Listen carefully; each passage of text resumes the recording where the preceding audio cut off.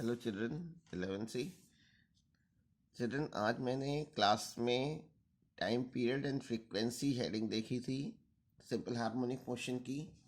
Last class में, कल की क्लास में 12 तारीख की क्लास में मैंने डिस्प्लेसमेंट इक्वेशन बताई थी, वेलोसिटी और एक्सेलरेशन। अब उसी के आगे कंटिन्यू कर रहा हूँ। कल हम लोगों ने ये प्रूव किया था कि acceleration we know that acceleration of a particle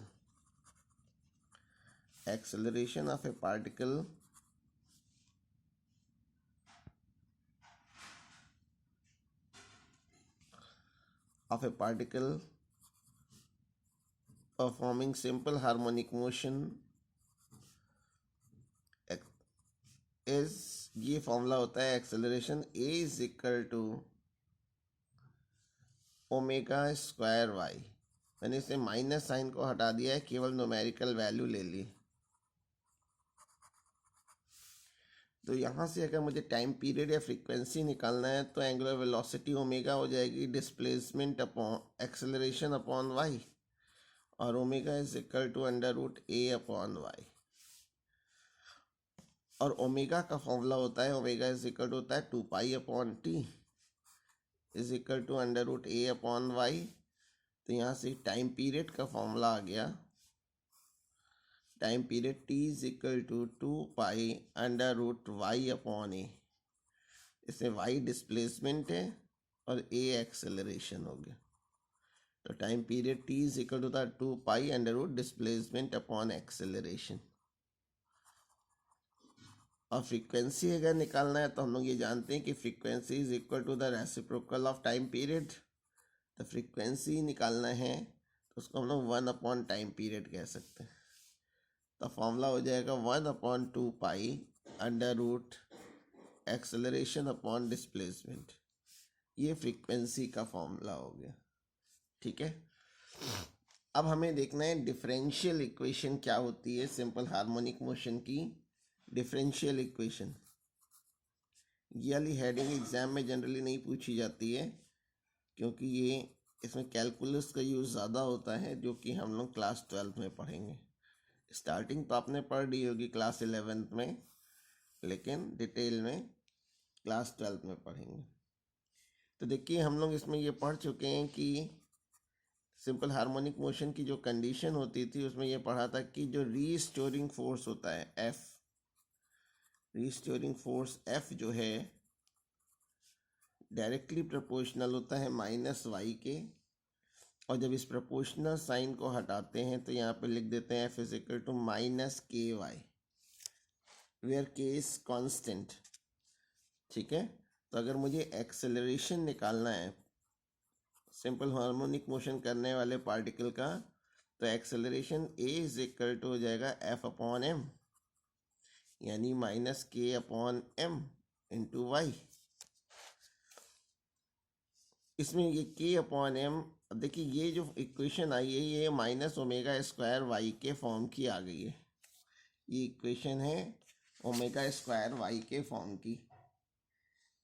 तो हमको नज़र आ रहा है कि ओमेगा स्क्वायर की वैल्यू क्या है, के बाई एम के इक्वल होगी। ये k by m omega square के इक्वल होगा। बट एक्सेलरेशन को हम इस तरह से लिख सकते हैं d two Y upon D T square. क्यों ऐसा कह रहे हैं, वाई आपको मालूम है कि वाई जो होता है डिस्प्लेसमेंट होता है, और डिस्प्लेसमेंट से अगर वेलोसिटी निकालनी हो तो d y by d t, और एक्सेलरेशन निकालना हो तो दोबारा डिफ्रेंशिएशन कर लेते हैं। तो D two Y upon D T square acceleration को बताता है। तो अगर मैं इसको पुट कर दूँ, put small A in equation 2, तो D two Y upon D T square is equal to minus omega square Y, और D two Y upon D T square plus omega square Y is equal to 0। ये differential equation होती है simple harmonic motion की। अगर simple harmonic motion की displacement equation कह रहे हैं तो ये डिस्प्लेसमेंट इक्वेशन हो जाती है। ठीक है, अब देखिए time displacement, time velocity and time acceleration curve हमें ड्रॉ करना है सिंपल हार्मोनिक मोशन के केस में। तो डिस्प्लेसमेंट टाइम इक्वेशन जो हम लोग ने पढ़ी थी सिंपल हार्मोनिक मोशन में, वो ये लिया था y is equal to a sine omega t. और y is equal to a sine omega t displacement equation है। और हम लोग जानते हैं कि जो साइन कर्व होता है वो इस तरह का होता है। इसमें वाई एक्स एक्सिस के अलॉन्ग मैंने टाइम को लिया हुआ है और वाई एक्सिस के अलॉन्ग डिस्प्लेसमेंट को ले रखा है। ये एम्पलीट्यूड हो गया पॉजिटिव डायरेक्शन में, ये एम्पलीट्यूड हो गया नेगेटिव डायरेक्शन में। यहाँ तक 1 टाइम पीरियड, यहाँ तक 2 टाइम पीरियड। अच्छा वेलोसिटी अब वेलोसिटी वाली इक्वेशन देखिए, ये साइन के फॉर्म में नहीं है, कॉस के फॉर्म में है।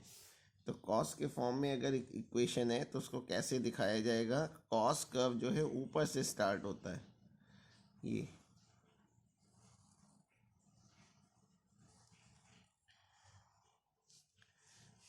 कॉस का कर्व हो गया।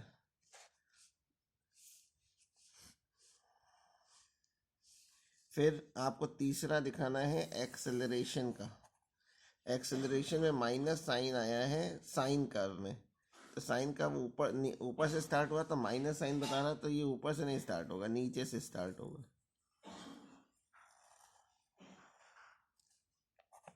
ये एक्सेलरेशन का हो जाएगा, ठीक है। तो ये डिस्प्लेसमेंट टाइम इक्वेशन, ये वेलोसिटी टाइम इक्वेशन, ये एक्सेलरेशन टाइम इक्वेशन हो गई है जब कोई बॉडी सिंपल हार्मोनिक मोशन कर रहा हो। अब नेक्स्ट हेडिंग है energy in simple harmonic motion. Energy in simple harmonic motion, अगर एनर्जी निकालनी है किसी बॉडी की जो सिंपल हार्मोनिक मोशन कर रहा है तो उसकी हमें काइनेटिक एनर्जी और पोटेंशियल एनर्जी का सम करना पड़ेगा। तो total energy in simple harmonic motion is E is equal to हो जाएगा kinetic energy plus potential energy. अब एक एनर्जी हम लोग कैलकुलेट करेंगे। सबसे पहले काइनेटिक एनर्जी,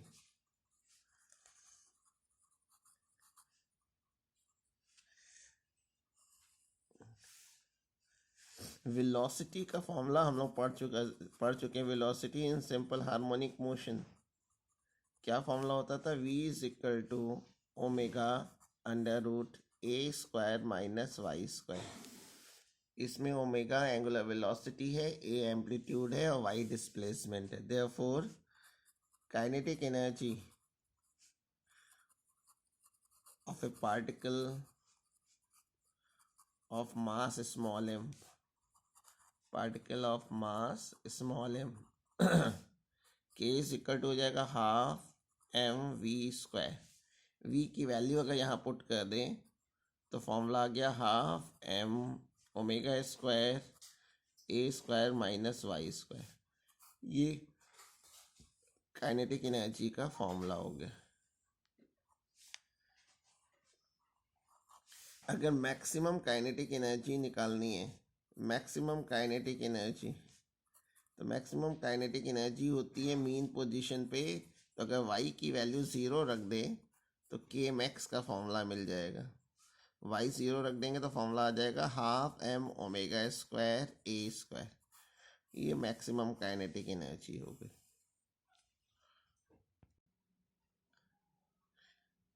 अब पोटेंशियल एनर्जी में देखिएगा कि रीस्टोरिंग फोर्स का formula F is equal to minus k y होता है।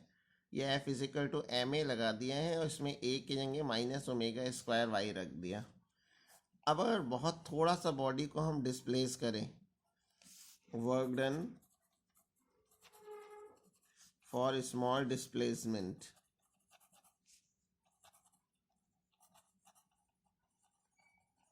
स्मॉल डिस्प्लेसमेंट डी वाई, तो क्या हो जाएगा? D W is equal to f into D y, force into displacement. F की अगर मैं वैल्यू रख दूं, एफ की अगर मैं वैल्यू रख देता हूं फोर्स और रीस्टोरिंग फोर्स और डिस्प्लेसमेंट एक दूसरे के ऑपोजिट होते हैं, इसलिए माइनस साइन लगा दे रहा हूँ। माइनस ये minus M omega square Y into D Y, यानी D W is equal to हो गया M omega square Y D Y. Therefore total work done mean position से एक और मैक्सिमम डिस्प्लेसमेंट के लिए टोटल वर्क डन कितना होगा from mean position to y. हम डी डब्ल्यू को इंटीग्रेट कर लेंगे। इसे मैंने एम ओमेगा स्क्वायर वाई को इंटीग्रेशन साइन के बाहर निकाल लिया और ये वाई डी वाई हो गया। वाई का इंटीग्रेशन हो जाएगा वाई स्क्वायर अपॉन 2, इसका इंटीग्रेशन हो गया वाई स्क्वायर अपॉन 2। यही जो वर्क डन है ये बॉडी की पोटेंशियल एनर्जी कहलाएगी। चिल्ड्रन, अब टोटल एनर्जी निकालने के लिए मैंने काइनेटिक एनर्जी और पोटेंशियल एनर्जी की वैल्यू रख दी और उसको ऐड कर लिया है, तो ये वैल्यू आ गई है। और ओमेगा की जगह 2 पाई एन रख दिया है।